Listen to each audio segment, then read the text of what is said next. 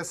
ఒకసారి మన కొనతం దిలీప్ గారి వెర్షన్ తీసుకుందాం. దిలీప్ గారు, సో డిజిటల్ మీడియా డైరెక్టర్గా మీరు గతంలో ఉన్నారు ప్రభుత్వంలో ఉన్నప్పుడు. ఇప్పుడు బీఆర్ఎస్ సోషల్ మీడియా ఒక విధంగా చూస్తున్నారు అనుకోవచ్చు. సో ఇప్పుడు మీరు సోషల్ మీడియా రైట్స్ గురించి పోరాడుతున్నారు, కానీ అప్పుడు మీరు సోషల్ మీడియాని అణచివేసే ప్రయత్నం చేశారు. అంటే మీకు వ్యతిరేకంగా ఉన్న వాళ్ళని అణచివేసే ప్రయత్నం చేశారు, కేసులు పెట్టారు, కూడా అరెస్ట్ కూడా చేశారని కాంగ్రెస్ అంటుంది. ఏమంటారు దాని మీద మీరు? ఒకటండి, ఫస్ట్ అండ్ ఫార్మోస్ట్ క్లారిఫై చేయదలుచుకుంది, సోషల్ మీడియా మీద అణచివేత అనేది రేవంత్ రెడ్డి గారి ప్రభుత్వం ఈ దేశంలో ఉన్న అన్ని రాష్ట్రాల కంటే ఎక్కువ స్థాయికి తీసుకుపోయింది.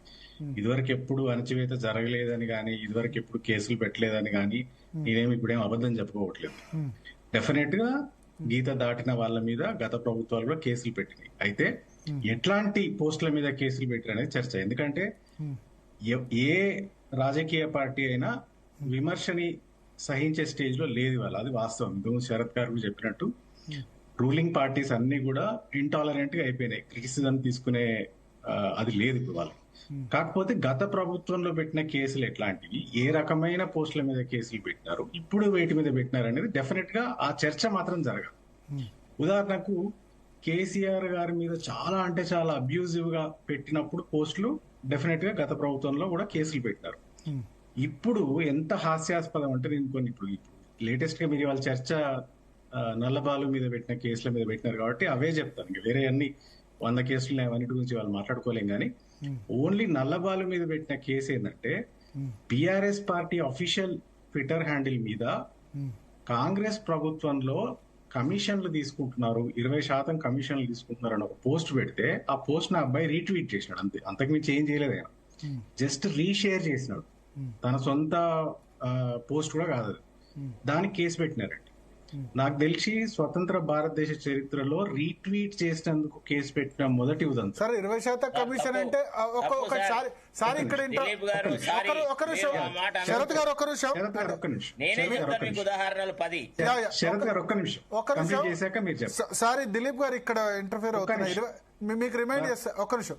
20% కమిషన్ అంటే కర్ణాటకలో 40%, 40% కమిషన్ సర్కార్ అని కాంగ్రెస్ క్యాంపెయిన్ నడిపింది. అది పెద్ద తప్పు కాదు, నాకైతే అనిపించలేదు. ఎస్. అయితే ఆ ట్వీట్ భారత రాష్ట్ర సమితి ట్విట్టర్ హ్యాండిల్ మీద పెట్టారు, ఒక ఆరోపణ లాగా. అంటే రేవంత్ ప్రభుత్వంలో 20% కమిషన్ నడుస్తుందని పెడితే ఈ అబ్బాయి దాన్ని రీట్వీట్ చేశాడు. చేస్తే అబ్బాయి మీద కేసు పెట్టారు. Case number 1. Case number 2, Congress party అనేది తెలంగాణకు పట్టిన చీడ వంటిది ఇది అని ఒక కార్టూన్ లాంటిది. కార్టూన్ ఏంటంటే ఒక ఆకుని తినేస్తూ ఉంటది, ఒక పురుగు లాంటిది. ఆ బొమ్మ పెట్టి మళ్ళీ బీఆర్ఎస్ పార్టీ ట్విట్టర్ హ్యాండిల్ మీద ఒక పోస్ట్ పెట్టారు. వాళ్ళు పెడితే అబ్బాయి దాన్ని రీట్వీట్ చేసినారు, ఇంకో కేసు పెట్టినారు. అంటే ఇవి 2 కేసులు చూస్తే ఎంత హాస్యాస్పదం అంటే, ఇందులో అసలు అబ్యూజ్ లేదు, ఇల్లీగల్ యాక్టివిటీ ఏమి లేదు, జస్ట్ ఒక రాజకీయ ఆరోపణలు 2 కూడా. దానికి పెడితే బీఆర్ఎస్ పార్టీ హ్యాండిల్ మీదనన్నా పెట్టాలి కేసు, లేకపోతే రీట్వీట్ చేసిన ఒక 200-300 మంది ఉన్నారు, ఆ ట్వీట్ ని రీట్వీట్ చేసిన 200-300 మంది ఉన్నారు, వాళ్ళు ఎవ్వరి మీద పెట్టలేదు. కేవలం ఈ అబ్బాయిని సింగిల్ అవుట్ చేశారు. ఎందుకంటే ఈ అబ్బాయి మీద చాలా కాలంగా దృష్టి పెట్టున్నది ప్రభుత్వం, కొంత సునిశ్చితంగా పరిశీలిస్తాడు, కొంత షార్ప్ గా రాస్తాడని టార్గెట్ చేసి ఏదో ఒక అన్నోన్ అంటే అన్రిలేటెడ్ పోస్ట్ రీట్వీట్ చేసినందుకు కేసులు పెట్టినారు. ఫస్ట్ అసలు ఆ కేసులే, ఆ ఎఫ్ఐఆర్ లో చాలా హాస్యాస్పదంగా శరత్ గారు ఈజీగా ఆ ఎఫ్ఐఆర్ గురించి వ్యాఖ్యానించగలరు. ఇక రెండోది, అన్నిటికన్నా దుర్మార్గమైన పని ఏంటంటే భరత్ గారు, ఒక రోజు రాత్రి 9 గంటలకు ఆ అబ్బాయి తన కుటుంబ సభ్యులతో భోజనం చేస్తుంటే, ఇక్కడనే పటాన్ చెరువు దగ్గర ఇంద్రేశంలో ఉంటాడు ఆ అబ్బాయి. రాత్రి 9 గంటలకు కరీంనగర్ నుంచి వచ్చిన ఒక స్పెషల్ పోలీస్ పార్టీ తలుపులు, ముందటి తలుపు, సైడ్ తలుపు, 2 తలుపులు ఇరగొట్టి అన్నం తింటుంటే ప్లేట్లు తీసి పారేసి ఆ అబ్బాయిని లాక్కొని తీసుకొని పోయి కరీంనగర్ లో వేసినారండి. అంటే ఇంత చిన్న ఆఫెన్స్, ఒకవేళ నిజంగా అది నేరం అని మనం ఒక నిమిషం చర్చ కోసం అనుకున్నా గానీ, ఒక రీట్వీట్ చేసినందుకు ఒక మనిషిని తలుపులు బలగొట్టి ఎత్తుకుపోయి కరీంనగర్ లో జడ్జి ముంగడ పెట్టి రిమాండ్ రాయించి ఒక 20 రోజులు జైల్లో పెట్టారు. నాకు తెలిసి ఇండిపెండెంట్ ఇండియన్ హిస్టరీలో ఇంత చిన్న క్రైమ్ కి జైలుకు వేసిన మొదటి మనిషి. శరత్ గారు చెప్పాలా, ఇదివరకు ఎవరైనా వేయచ్చు? ఇప్పుడే చెప్తాను, 2 నిమిషాలలో మీకు 2-3 ఉదాహరణలు చెప్తాను. ఫస్ట్, మీ కొడంగల్ నరసింహ గలగలపారేటి గంగమ్మను తన ఫామ్ హౌస్ లోనికి మళ్లించినాడమ్మా అనే పాట ఎన్నో సోషల్ మీడియాలలో వచ్చింది. ఆ తర్వాత లాస్ట్ కు మహిపాల్ తన మీడియాలో పెడితే మైపాల్ యాదవ్ మీద మీరు కేసు పెట్టినారు, నానా యాగి చేసినారు. First point.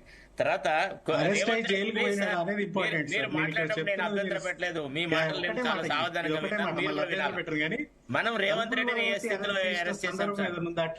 రీట్వీట్ చేసినందుకు కదా, ఒకటి చెప్పండి నాకు. అదే రీట్వీట్ చేసిందే చెప్తున్నాను. రేవంత్ రెడ్డిని మనం ఎట్లా అరెస్ట్ చేసినాం, ప్రొఫెసర్ కోదండరామ్ని ఎట్లా అరెస్ట్ చేసినాం, ఎన్ని అంశాలలో మనము నీచాతి చెప్తున్నది మీరు మళ్ళా నేను వేరే నేరాల గురించి వేరే కేసుల గురించి మాట్లాడలేదు. సార్, ఈ అరెస్ట్ చేయడము, అరెస్ట్ చేసినారు. మీరు చెప్పేది వినండి దయచేసి. తలుపుల వాళ్ళకు కొట్టి అరెస్ట్ చేయడము అది ఇది అనేది పోలీసులను చాలా రాజకీయంగా వాడుకొని పోలీసులకు రాజకీయాలు నేర్పి ఒక వ్యవస్థలా ఉండకుండా హుందాగా వాళ్ళ పనిని చేసుకోలేకుండా కేవలము రాజకీయ నాయకులతో బాగుగా ఉంటేనే, మంచిగా ఉంటేనే, వాళ్ళ అడుగులకు మడుగులొత్తుతేనే మనం ప్లమ్ పోస్టులు తెచ్చుకుంటాము అనేటువంటి ఒక దుర్నీతిని బీఆర్ఎస్ నేతృత్వంలో కూడా పోలీస్ యంత్రాంగంలో చొప్పించబడ్డది. వినండి ప్లీజ్, ఆగండి, దయచేసి ఆగాలి మీరు. దిలీప్ గారు ఆరోపణలు చేస్తే నడవదు. ఆరోపణలు చెప్తాను వినండి మీరు. కొన్ని అవలక్షణాలు సిస్టమ్ లో భారతదేశం స్వతంత్రం వచ్చినప్పటి నుంచి ఉన్నాయండి. మీరు అవన్నీ సార్ మీరు ఆగండి సార్, నేను చెప్తాను సార్. మీకు కొద్దిగా కూర్చున్నట్టు అవుతుంది, దాన్ని నేనేం చేయలేను. కానీ అంటే భారతదేశం స్వాతంత్రం వచ్చినప్పటి నుంచి ఉన్న సమస్యలన్నీ పట్టుకోవచ్చు, అన్ని బీఆర్ఎస్ పార్టీ హయాంలో స్టార్ట్ అయినట్టు బీఆర్ఎస్ పార్టీ చేసినవి చెప్తున్నాను మీకు. అసలు బీఆర్ఎస్ పార్టీ ఇప్పుడు రేవంత్ రెడ్డిని ఎవరు నేతృత్వంలో అరెస్ట్ చేసినారు? 10 ఏళ్ల క్రితమే చరిత్ర స్టార్ట్ కాలేదు. రేవంత్ రెడ్డిని ఎవరు తలుపుల వల్ల అరెస్ట్ చేసినారు ఆపాదించకండి అంటున్నాను. నేను చెప్పేది వినండి. రేవంత్ రెడ్డి బెడ్రూమ్ లో దాకా పోలీసులు చొచ్చుకొని పోయినారా లేదా?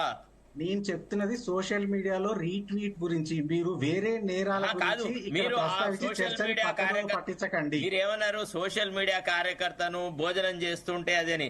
మరి రఘును తొలివెలుగు రఘును ఏం చేసినారు సార్? కేసు గురించి సార్, తొలివెలుగు రఘును ఫ్రూట్స్ కొనుక్కుంటే అరెస్ట్ చేసుకొని పోయినారు. భరత్ గారు ఇవాళ చర్చ దేని శరత్ గారు అన్ని కేసుల గురించి 100 కేసుల గురించి నేను కూడా మాట్లాడగలను. నేను అనేది ఏంటంటే ఇంటాలరెన్స్ అమాంగ్ పొలిటిషియన్స్ అనేది రకరకాలుగా ఉంది. సరే, భారతదేశ చరిత్రలో ఒక రిజిస్టర్డ్ పొలిటికల్ పార్టీ చేసిన తన అధికారిక ఖాతా మీద చేసిన ట్వీట్ ని రీట్వీట్ చేసినందుకు ఇంకొక మనిషిని అరెస్ట్ చేసి జైలుకు పంపిన ఉదంతం ఏదైనా ఉంటే మీరు చెప్పండి. రేవంత్ రెడ్డి గారిని ఎందుకు అరెస్ట్ చేసినారు, ఇంకా వేరే వాళ్ళని ఎందుకు అరెస్ట్ చేసినారు?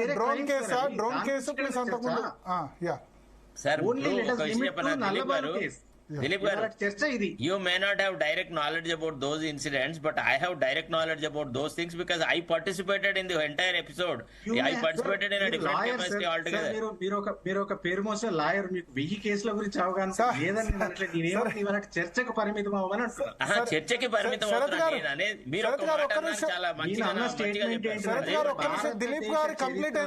సోషల్ మీడియాలో ఒక అధికారిక కంప్లీట్ చేయనియట్లేదు చేసినందుకు ఎవరిని జైలుకు పంపలేదని అన్నా, అది తప్ప చెప్పండి.